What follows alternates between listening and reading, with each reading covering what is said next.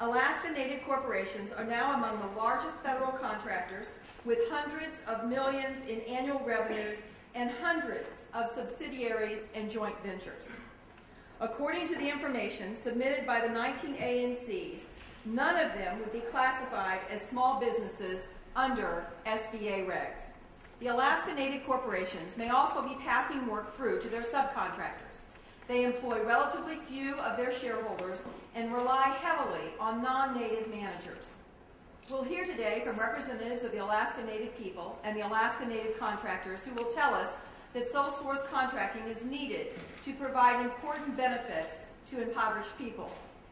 But we must take a hard look at the numbers. Only about $615 a year in money, scholarships, and other benefits goes back to each member of the Alaska Native community from this particular federal contracting effort. The American people are looking to Congress to cut back wasteful spending and make sure that every single federal dollar is spent wisely. And there must be a strong bias in favor of competitive contracts that only compelling rationale should ever overcome, and then in very limited circumstances. As we hold hearings in the subcommittee on waste, fraud, and abuse in government contracts, we can't give anyone a free pass. The Alaska Native corporations have had, and I have seen firsthand over the last few weeks, a very vocal group of advocates. But our responsibility is to look out for the taxpayers, not these corporations and their profit margins or any other federal contract or any other special interest. From the taxpayer perspective, it's hard to see why the Alaska Native Corporation should be able to receive enormous contracts with no competition. Let me start by stating for the record that this is confusing. The 8A program is confusing, and you can get into the weeds because there are so many different requirements and rules and thresholds and determinations. But I want to make very clear for the record one thing, and that is that there is a difference between Alaska Native corporations and the rules for them and for any other Native corporation, Hawaiian and the lower 48. And would you explain that to the committee, Mr. Jordan, what the difference is between the rules for an Alaska Native corporation versus a lower 48 Native corporation or a Hawaiian corporation?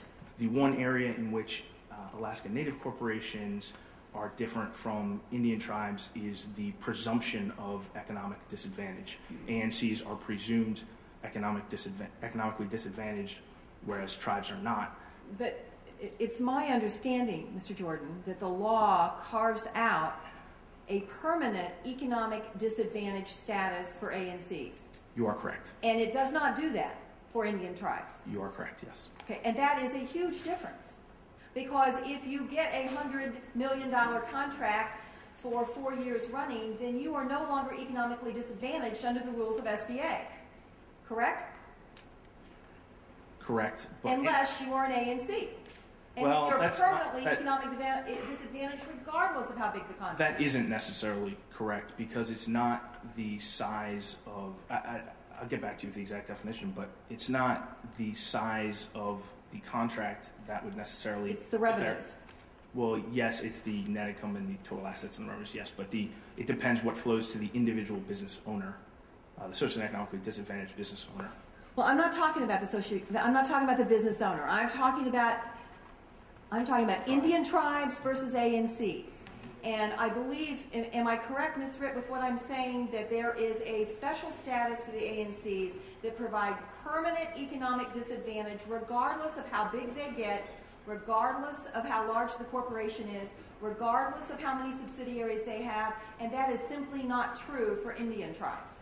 You're absolutely correct.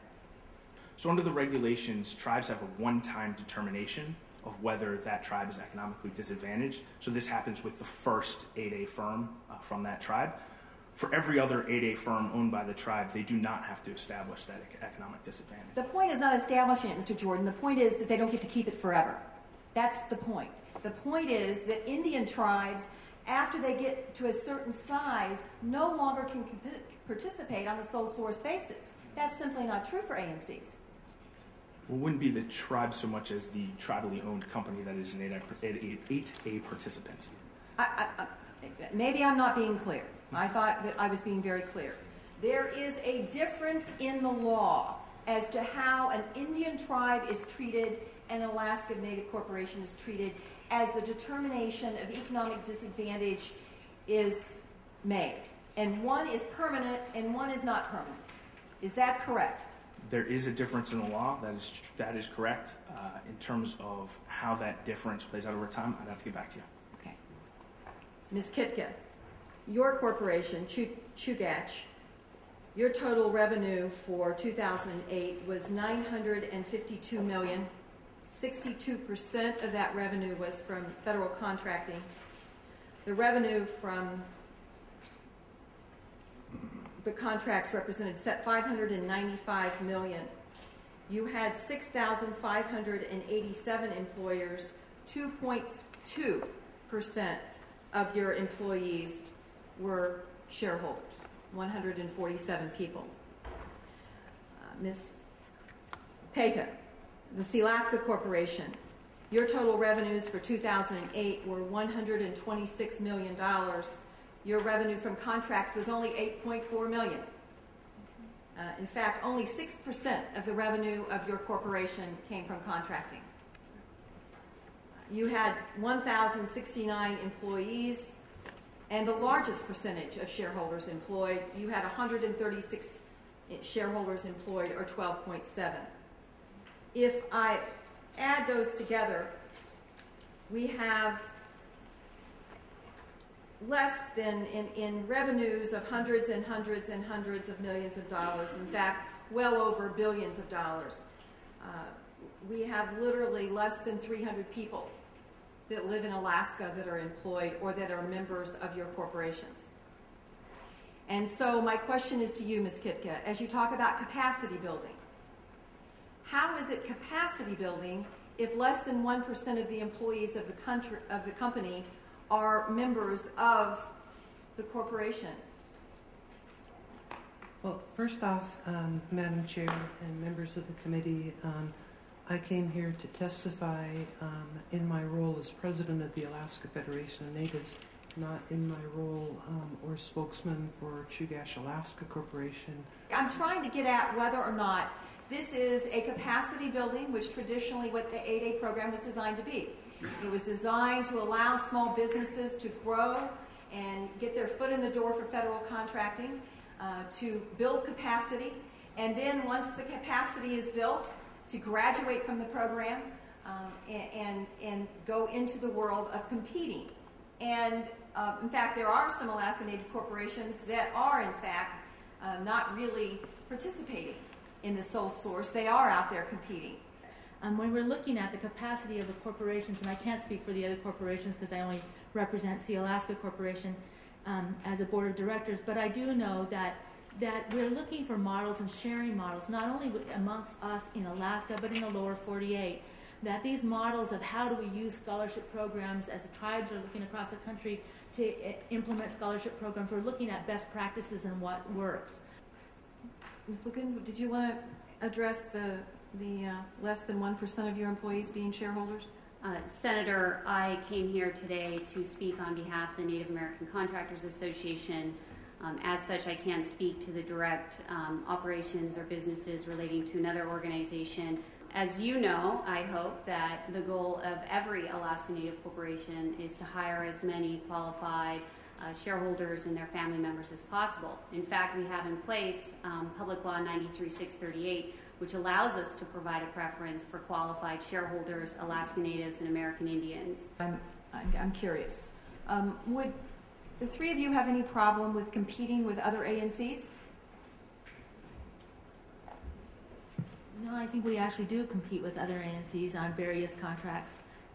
I mean, actually taking away the ability of you to get a sole source contract if, in fact, the other companies that you were going to compete against were all ANCs, so that it would actually be a competitive bidding process, but all of the bidders would be ANCs. Do you all have any problem with that? I'm not here to speak about that at this point. Obviously, we would have to have, a consultation on that issue. It just brings to light two issues for me. One is, sole sourcing. The issues around sole source contracting and whether or not it's a good federal value is not only an issue of 8A contracting, certainly not an A&C only issue, or a tribal issue. Believe me, you don't need to explain to me that we've got a problem with non-competitive contracts. It's how I found out about you guys. Was I was looking into all the non-competitive contracts that were let in Iraq. And as I started pulling the thread, I started finding all of these non-competitive contracts across our government. And this is by no means an effort to say that the ANCs are the only problem we have in federal government as it relates to sole source contracting. If you might be willing to compete with other ANCs, and if we put that out there on the table, what about accepting the exact same rules as the Indian tribes? The differences between tribes and ANCs are really the issue of proving that you're disadvantaged. And tribes one time prove that they're socially disadvantaged, and then they're able to continue to operate multiple 8A contracts very similar to ANCs. The only other difference that is out there is in the management responsibility, and even at that, tribes are allowed to be able to put forward management plans to show that they would have a non-native manager as long as they had a mentoring program in place. So as far as equitably being able to compete on sole source contracts and those elements, we are the same. If there is no difference, then I would hope that you all would be willing to accept and support a change in the law that would make sure that you are on completely equal footing as it relates to socially disadvantaged and economically disadvantaged. Because certainly some of your corporations are much, much larger than many, many, many Native American corporations. I don't think any of you would argue about that, would you? Okay. Ms. Chairman, as Jackie indicated earlier, we are not in a position today through our organizations to negotiate on behalf of our people. Is there any limit? I mean, would there be a point that if an Alaska Native corporation was netting profits of $10 billion a year, $20 billion a year, would there ever be a point in time that you would be willing to say that you ought to have to compete with everyone else for contracts?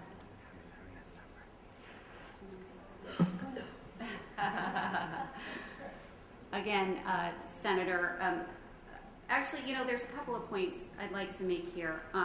One, I think it's important that we remember that Native participation in the 8A program honors the government's commitment to Native peoples. I think there has been a little bit of the blurring because the legislation that you proudly spoke of, Senator Begich, was passed in 1971. The first contracting preference came about in the 80s. And in fact, even in the 90s, there was additional contract preferences put in. So the idea that this was envisioned back in 1971, that we would fast forward to 2008, I'm not sure that that necessarily follows because one came almost 30 years after the other. Yeah, and if you inferred that from my abbreviated oral statement, I apologize. I also wanted to point out that there are subcontracting going on with major multinational corporations that are big players in government contracting, such as Wackenhut. I believe your former corporation, Ms. Lucan, had a major subcontract with Wackenhut, and their Blackwater has been a subcontractor, Corvus has been a subcontractor, so it is not uncommon for an Alaska Native corporation to in fact subcontract with a company that is much larger than the ANC. Is that correct?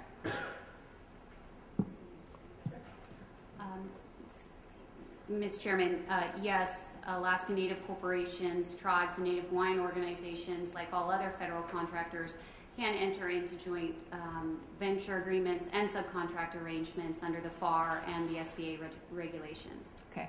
What I want to make sure everyone understands, that this is about whether or not we have created preferences in the law that are capable of being outgrown, and whether or not the preferences that we have created in the law are something that should be permanent, and whether or not the preferences we've created in the law are providing good value to taxpayers. I hope Alaska Native corporations soar. And I think they have the capability, many of them, in fact, the largest ones, to do very well without sole source contracting. In fact, many of them are. And a lot of the income for these corporations, based on our analysis, is not even from federal contracting. In fact, the majority of the income from all the Alaska Native corporations are not from federal contracting. So the question is there. When we're going to say to the government, you don't have to worry about whether or not you can get the same goods or services for cheaper, are we going to continue to have a compelling rationale to carve out this kind of exception for companies that have grown as big and as powerful in the contracting field as some of the ANCs have?